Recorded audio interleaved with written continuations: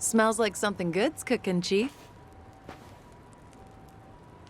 I've got nothing up your alley today. Hard enough just to get a meal round here. I understand, but I'm also confident you'll pull through. You know I pay well for even the tiniest morsel. That, I never doubted. This homeless camp is actually part of Sunhee's information network. They call that man their chief, and his friends all over town are always coming to him with new stories. Security cams can't catch everything. That's why you can't underestimate word of mouth.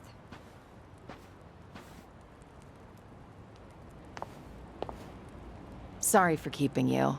We owe the chief a lot, so I just wanted to check in on him. No worries. Come on, let's go, Kiryu-san. Hey, hold on there, Psycho. Hmm? Is something the matter, Chief? The man's called Suzuki-san, no?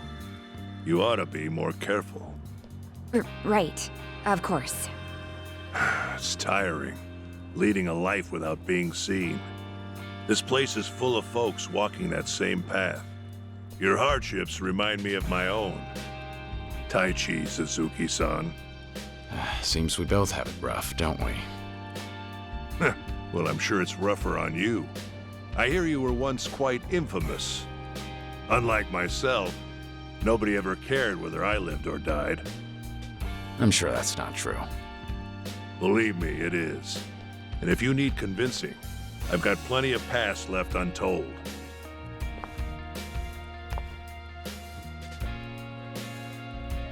Sorry, Chief, but Suzuki-san might be a little busy right now. That's so. Then I won't hold you here any longer.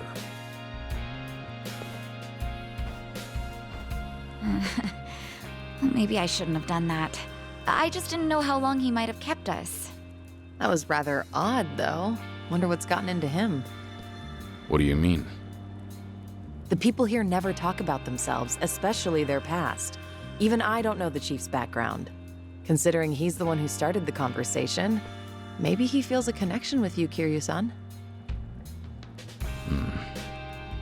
We both live in the shadows, after all.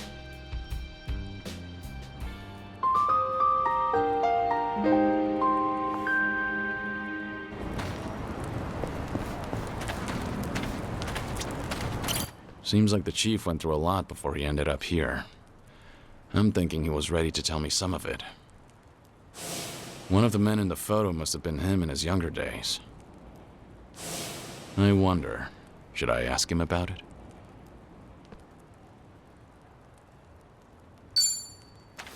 Chief, about that photo you showed us. Who was that person with you? Oh, him. That was my old boss. We used to work at the local factory. Must have been about 10, 20 years ago. Might as well be ancient history now. Back when the sun shined a little brighter for you, you mean? Something like that. We've been trudging along a dark and thorny path, you and I.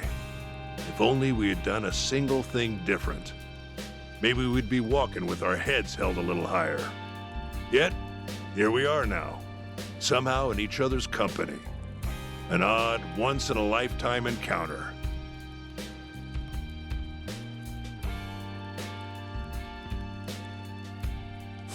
Anyway, one on the right's me, on the left was my boss. We called him Captain down at the factory. When I started working after high school, he was the one showing me the ropes. If you've been working straight out of high school, you must have worked a long time. I may not look the part now, but I was once a master mechanic. Couldn't be beat. But when automation took over the industry, it became apparent that my work was unnecessary.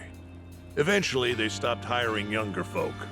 We knew for years the number of applicants was tapering off. Not that there was anything I could do about it. The skills I spent a lifetime honing could be executed a dozen times faster by robots. Naturally, the company moved forward with plans to restructure, and Cap himself had the honor of giving me the boot. That must have been hard. for you and the captain. Cap, well, he and I were like family. But if he didn't fire me, then he'd be the one out on the streets. That left him with only one option, to hand me my dismissal. At that time, I was almost 50. I thought my whole life was over. But then, he said that he'd quit with me, that he'd look after me. He did that for you?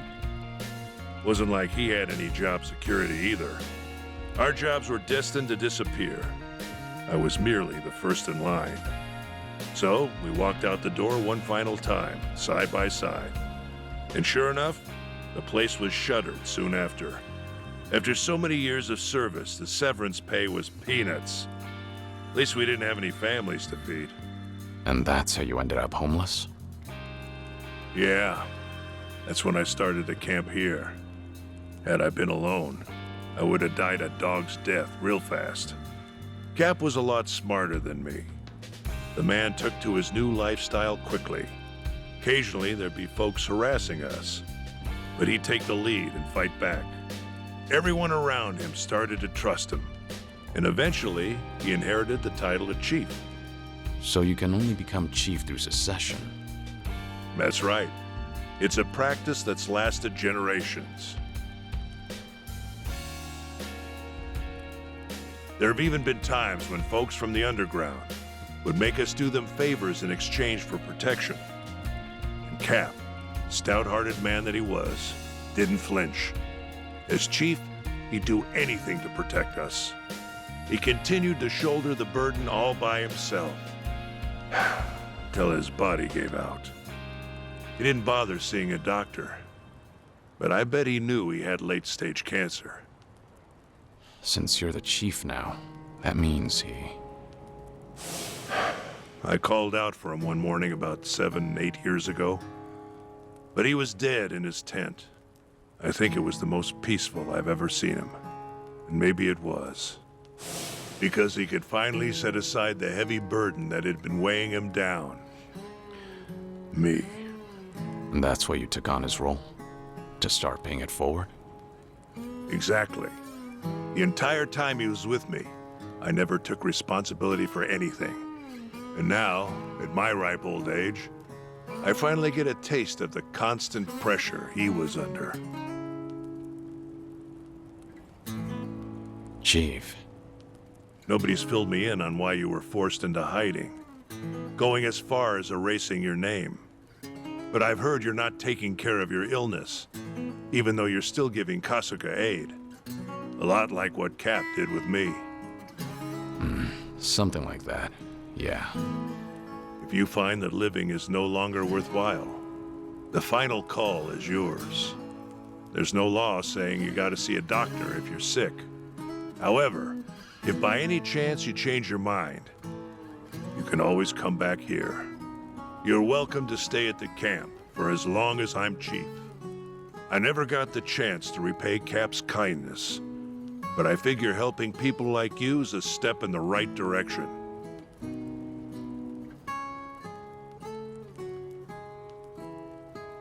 Well, I appreciate the thought, but I can't accept your offer right now. Sorry. Yeah, I'm aware. You still got business to take care of, don't you? At any rate, I'm glad I got to speak with you, Suzuki-san. And sorry for making you listen to such an old story.